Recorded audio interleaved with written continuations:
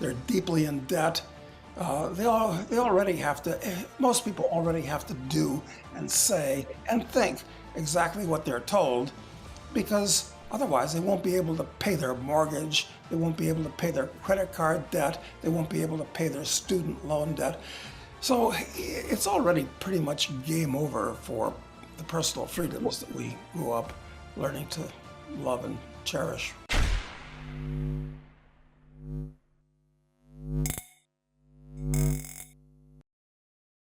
Hey guys, welcome back to the channel. Today we have American capitalist Doug Casey expressing his concerns regarding the policies of central banks and their impact on personal freedoms and privacy. He criticizes central banks for printing too much currency, causing retail price rises and economic distortions. He believes that the zero interest rate policy and quantitative easing employed by central banks are only maintaining the economic house of cards we're seeing now. He also argues that the implementation of central bank digital currencies could pose a threat to privacy and enable governments to monitor and control individuals' accounts. Let's get right to the interview with Doug Casey as he gives a warning for what's happening to the economy and why there isn't much time left. Don't forget to like and subscribe if you enjoy the content we do here on this channel. Let's get right into the video. Well, the problem comes back to central banks themselves. It seems that most people think that they're part of the cosmic firmament, but they're a fairly recent innovation. For most countries, they've only been around 100 years, and they're a complete disaster from the point of view of the common man. These idiots are responsible for printing gigantic amounts of currency units, which is to say, they're responsible for retail price rises, huge distortions in the economy, and over the last 20 years, things have really gotten out of control. This is a long-term trend. It started 100 years ago, but over the last 20 years, it's gotten completely out of control, where they've gone to ZIRP, zero interest rate policy. I thought it was metaphysically impossible for interest rates to go below zero, but they did for a significant period of time. But now interest rates are going to be heading up regardless of what they say or do for reasons we could talk about. They've gone to massive quantitative easing, printing up trillions of currency units. This is to maintain the house of cards that we've built up over decades and decades. I know that doesn't resonate with a lot of people when I say that. What would be, yeah. Well, because we have a high standard of living still. I mean, we drive luxury cars, we live in big houses, we fly in jet planes. How are we anything like serfs? But the standard of living is gradually going down. Your personal freedoms are going down.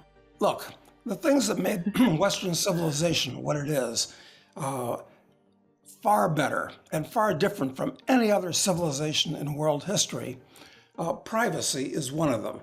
And it doesn't matter if you don't think you have nothing to hide. You have a right to hide whatever you do. And this is being washed away because you're told you have nothing to worry about. But this is just one of the pillars of civilization that are being washed away right from under us. And since money is the lifeblood of any civilization, it represents the fruit of your past work, which is congealed in your savings, and everything that you want to buy and sell and provide for others, it's all done through currencies. And when these people that run these central banks have control, total control of the currencies, which will be the case when these CBDCs go into effect, you don't own your life anymore. Of course, most people already don't because they're wage slaves, they're deeply in debt. They already have to, most people already have to do and say and think exactly what they're told, because otherwise they won't be able to pay their mortgage, they won't be able to pay their credit card debt, they won't be able to pay their student loan debt. So it's already pretty much game over for the personal freedoms that we grew up learning to love and cherish. According to Casey, people's standard of living and personal freedoms are gradually declining. He says that people are becoming beholden to stifled wage growth and is causing many to go deeply into debt. They're also being limited in their ability to do and say things due to financial pressures, and Casey argues that the pillars of civilization, including privacy and control of one's life, are being eroded because of it. This is a philosophical question. It's a question of what's right and what's wrong. And I would point out, is there anything wrong with tax evasion? It's your money that the government is stealing from you under a legal cover. You might recall that it was less than 100 years ago that the income tax didn't exist almost anywhere in the world. In fact, it was 100 years ago that all the governments of the world basically survived on import duties and excise taxes. Since then, we've had many, many taxes, most invasive of which is the income tax, but there'll be wealth taxes and all the rest of it. So this is a moral principle we're dealing with. The question is not how to best fund the government. The question is how to defund the government. So in principle, I've got no problem with tax evasion at all. And there were some other things that you mentioned, but there's a whole panoply of things that we can talk about that make me gloomy. Because as I pointed out before, everybody is so trapped by having to pay their mortgages, can't afford to lose their jobs, et cetera, that they'll basically do what they were told. Like during the recent COVID hysteria,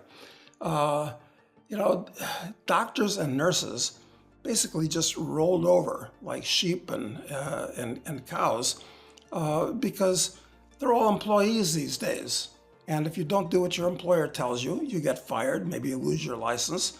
So of course they just zip the lip and have this disaster imposed on us. Nothing but a bad annual flu that was made into a political mechanism to further control. Look, a lot of people in the world are interested in money. Everybody's interested in money. Everybody wants more money. You get the things you want, but there are a lot of people that are really interested in power. They're interested in controlling other people. In fact, I'll go so far as to say you got two kinds of people in the world. You got people that are interested in controlling the physical universe, creating things, making things, controlling things, and then you got people that are interested in controlling other people. And those are the kind of people that go into government in its various aspects. And they're dangerous, criminally oriented people. That's how I define a criminal, somebody that imposes himself on somebody else's life and property. In addition to his critique of central banks and their policies, Casey also discusses a philosophical question about the morality of tax evasion. He says that he has no problem with tax evasion in principle and what exactly people's motivations for seeking money or power are. He also warns of the dangers of those who seek to control others, particularly those who go into government. Overall, Casey believes that the central bank's policies are undermining personal freedoms and privacy, and the decline of these pillars of civilization will have serious consequences. He continues to advocate for greater control over your life and finances.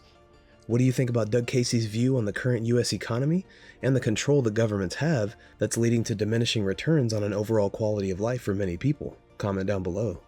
Thanks so much for watching. Don't forget to like and subscribe. This is Library of Wealth. We'll see you in the next video.